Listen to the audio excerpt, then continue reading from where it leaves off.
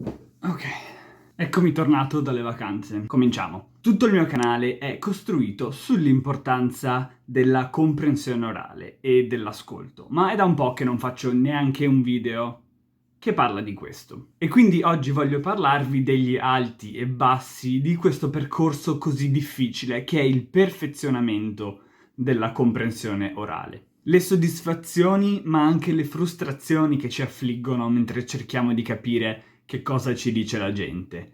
Gente che ci parla senza pensare, gente che ci parla in modo veloce, mangiandosi le parole, lasciandole a metà e unendole le une con le altre, dando per scontato metà di quello che dicono e storpiando l'altra metà. Insomma, gente che parla senza pensare alle difficoltà di uno studente. E noi, poveri stranieri inconsapevoli, dobbiamo imparare a capirli in tutte le circostanze. Allora, intanto partiamo da un'osservazione che voglio fare su un'affermazione che ho sentito molto spesso da altri italiani, per esempio, che stanno imparando lingue straniere.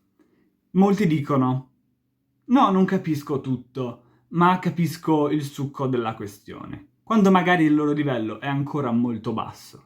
E io credo che queste persone si illudano di capire il succo della questione. Purtroppo, per esperienza personale, vi dico che spesso, quando pensavo di aver capito il succo della questione, in realtà stavo solo facendo delle presunzioni basate sul contesto, basate su informazioni che avevo già, ma non avevo capito veramente che cosa mi era stato detto. Quindi facciamo molta attenzione a dare per scontato di aver capito il succo della questione, perché a volte può portare a delle incomprensioni. E proprio per questo è importante fare tanto esercizio di ascolto, perché a volte anche solo capire tanto così in più può sbloccarci un discorso intero o una frase intera. Comunque, partiamo dall'inizio di questo percorso. Generalmente all'inizio magari compriamo un libro di grammatica con il quale ci viene data anche una serie di tracce audio da ascoltare. Queste tracce audio solitamente sono accompagnate da una trascrizione completa o addirittura sono semplicemente la lettura di alcuni esercizi che abbiamo nel nostro libro, quindi frasi molto brevi, oppure troviamo canali come Italian Pod 101 e questo tipo di cose che ci espongono a un italiano adatto ai principianti. E secondo me queste cose sono perfette per cominciare. Piano piano cominciamo a capire qualcosa, a mano che ascoltiamo impariamo qualche nuovo vocabolo che ci aiuta a espandere la gamma di argomenti che possiamo potenzialmente capire. Ma nel momento in cui finiamo questa fase del principiante, è proprio lì che comincia la vera difficoltà, secondo me. E in quel momento sbattiamo contro il muro del livello intermedio. Che cosa significa? Significa che a quel punto dobbiamo cominciare a ascoltare qualcosa di un po' più difficile, delle trascrizioni degli esercizi che abbiamo sul nostro manuale di italiano o delle frasette che ci propone Italian Pod 101.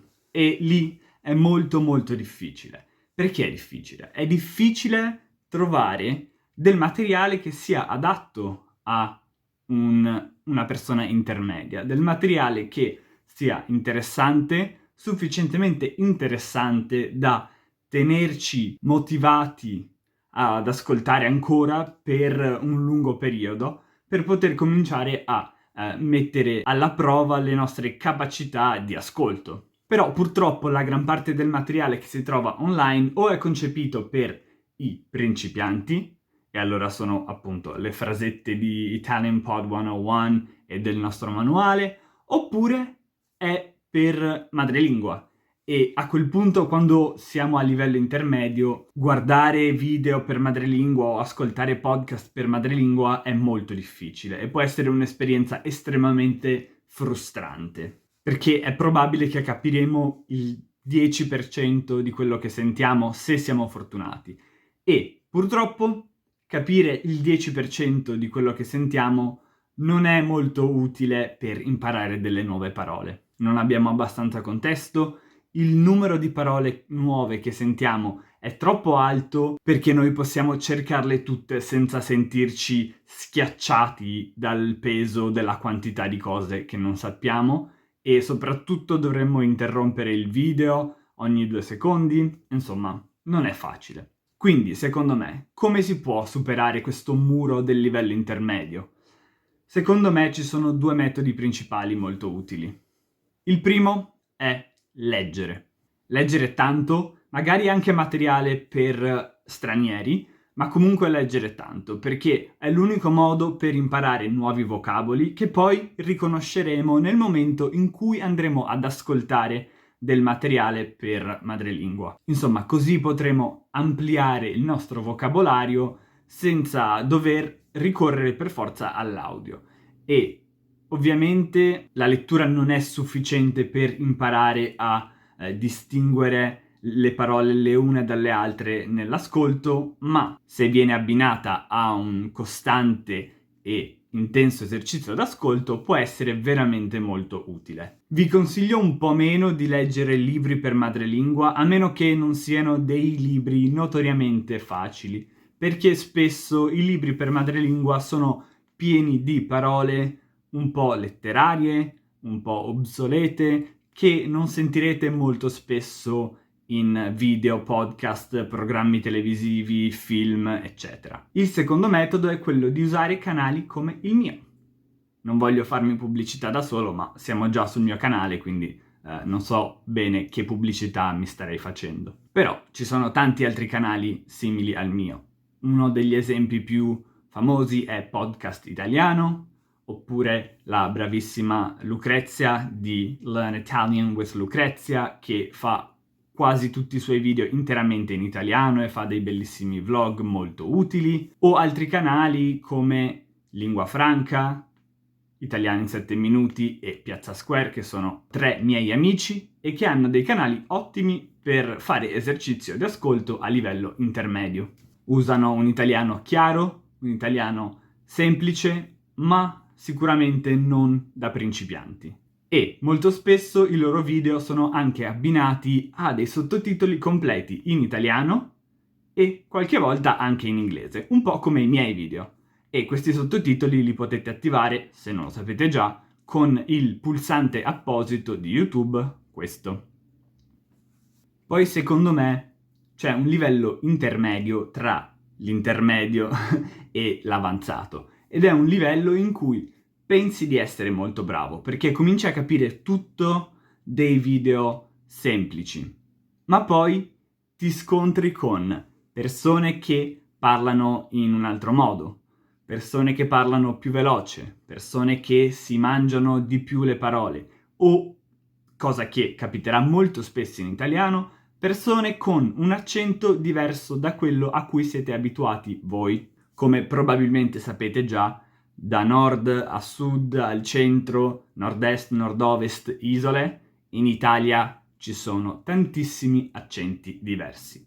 Quindi se vi abituate a sentirne solo uno o a capirne solo uno, è molto probabile che nel momento in cui sentirete qualcuno da una regione diversa farete molta fatica. E lì vi scontrerete con l'amara realtà di quanto sia difficile arrivare al perfezionamento totale delle capacità di comprensione orale, in qualsiasi lingua, non solo in italiano. Ma non vi preoccupate e non vi scoraggiate mai. Non capire non significa che voi facciate schifo e che non siete bravi. Significa che state imparando qualcosa di nuovo. Se capite tutto, vuol dire che non state imparando qualcosa di nuovo. Certo, forse vorrà dire che siete già bravi, ma pensate sempre, ogni volta che non capite tante cose, al fatto che state imparando altrettanto. Inizialmente pensavo in questo video di darvi anche dei consigli su come ottimizzare il vostro esercizio di ascolto, ma mi rendo conto che io stesso nel corso degli anni ho cambiato metodo molte volte. Mi sono scontrato con metodi che non funzionavano per me e altri che funzionavano meglio. Metodi che andavano bene per un periodo, ma che poi hanno smesso di soddisfarmi e quindi sono passato ad altri. Quindi, secondo me, la cosa migliore è quella di provare tanti metodi diversi, ascoltare, finché non troverete quello che fa per voi. Anche perché facendo questo, provando, cercando e sperimentando, farete anche molto esercizio, che vi fa sicuramente bene. Poi la vera soddisfazione arriva verso la fine e lì è una gioia che secondo me è indescrivibile. Nel momento in cui cominciate a capire il 90% o anche di più, ci sarà una soddisfazione immensa nella velocità e nella facilità con cui imparerete nuove parole. Riuscirete finalmente a imparare nuove parole senza doverle cercare sul dizionario o comunque dovendo cercare parole sul dizionario molto raramente. Finalmente avrete la sensazione che tutti i pezzi di questo rompicapo che è la lingua straniera che state imparando comincino a combaciare, a creare un'immagine. E quando mancano solo pochi tasselli, alla fine è facile riempire gli spazi vuoti che rimangono. E prendere quel tassello giusto e metterlo nello spazio vuoto è una soddisfazione enorme. Bene, per il video di oggi è tutto. Lasciate dei commenti qui sotto in cui condividete la vostra esperienza con il perfezionamento della comprensione orale, condividete consigli per le altre persone, condividete i vostri metodi, eccetera. Spero che questo video vi sia piaciuto e spero che vi sia stato utile. Se sì, mettete mi piace e iscrivetevi al canale. E come sempre non dimenticatevi di andare a vedere il mio Patreon e vedere tutti i vantaggi che offre e di andare a vedere il link al mio profilo da insegnante Italki per prenotare delle lezioni private di italiano con me. Ciao a tutti, ci vediamo alla prossima!